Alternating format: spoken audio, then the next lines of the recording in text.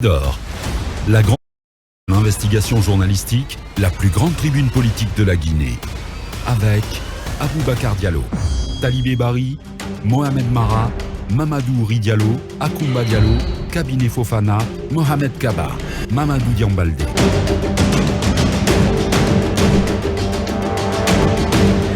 Bonjour à tous, bonjour à toutes. Nous sommes le mercredi 9 février. Le plaisir pour nous de vous retrouver avec le même ravissement, le même entrain. Nous sommes ensemble jusqu'au port de 11h sur 95.3 en modulation de fréquence dans le Grand Conakry. Vous nous rejoignez également en province, dans la savane et en partie en région forestière via les antennes de Baobab FM, donc le réseau synchronisé de Dabo Media. Vous avez également la possibilité, notamment en Zérekore et à Kankan, de nous suivre cette émission sur Faso TV, donc la télévision appartenant au groupe Dabo Media. Et très prochainement, donc vous aurez la possibilité de nous suivre également dans la ville Carrefour à Mamoué et à Labé à travers des partenaires donc qui se formalisent. À la une, en ce mercredi, c'est là tout l'air d'un projet de révolution de palais, alors que l'on pointait une fronde de quelques centaines du FNDC de l'intérieur du pays, suite au choix, dit-on, sans concertation, de Fonike Mengue. C'est finalement un collectif de coordination du FNDC qui s'est présenté devant la presse hier mardi, créé pour les besoins de la cause. Ce collectif qui est vent debout contre la coordination nationale du front anti-troisième mandat de l'ex-président Alpha Condé, dont il demande la démission avec effet immédiat. En attendant la démission du bureau national, le collectif demande avec insistance de s'abstenir de toute communication au nom du FNDC. On lâché plutôt les frondeurs en direction de l'équipe de Fonike Mengue. La question principale que nous nous posons ce matin, le point de rupture est-il atteint entre la coordination nationale et des antennes du Front National pour la défense de la Constitution? Mirador posera le débat. Récupération des biens de l'État entre la mise en demeure et le passage à l'action, la main du CNRD n'aura nullement tremblé. Des agents de sécurité conduits par la Direction Générale du Patrimoine Bâti Public ont débarqué Manu Militari hier mardi à la Cité Douane et à la résidence 2000.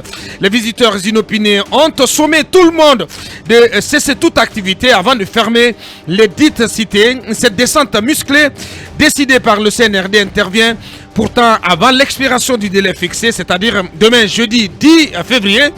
Pourquoi donc le CNRD n'a-t-il pas attendu l'expiration du délai imparti pour agir? Nous posons la question. Les administrateurs de ces domaines, de ces cités, et donc plutôt de ces domaines revendiqués par l'État, voulaient-ils faire de la résistance? Mirador tentera de comprendre les raisons de cette opération musclée du CNRD. C'est le capitaine Moussa Dadis Camara, chef de la junte militaire en 2009, qui avait révélé le caractère scandaleux de l'opération de vente de l'usine Frigia à la société russe Roussal. À coup de Dadis Show, il avait mis le doigt dans la plaie, dénonçant la cession de la première usine d'alumine d'Afrique à un coût dérisoire, faisant ainsi dire à certains experts que Frigia a été cédée au franc symbolique. Une usine tout simplement bazardée, disent les plus cléments.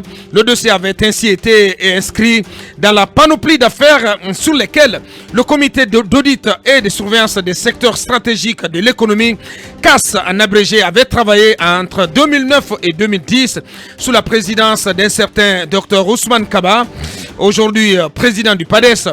Le dossier Frigia transmis au parquet spécial de la CRIEF va-t-il enfin connaître un procès?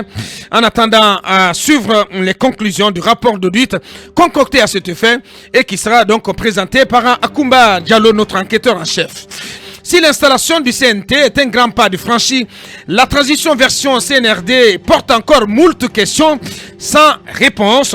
La classe politique guinéenne, qui s'estime être la plus concernée par l'agenda de cette transition, reste encore sur sa faim après avoir été réduite à quantité négligeable, estime Talibé Bari, au sein du Conseil national de la transition, composé de façon significative de l'opposition d'avant le coup d'État du 5 septembre. Cette classe politique réclame l'ouverture d'un cadre de dialogue entre elle et le CNRD, espérant ainsi influer sur la durée et le chronogramme de la transition. 5 mois après, faut-il s'inquiéter de l'évolution de la transition en Guinée? D'ailleurs, la classe politique actuelle fait-elle le poids devant les velléités prêtées, à tort ou à raison, à la junte militaire au pouvoir en Guinée?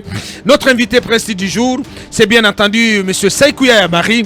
Il est secrétaire exécutif de l'UFR, l'Union des forces républicaines. Il nous rejoindra sur ce plateau dans la troisième partie de Mirador.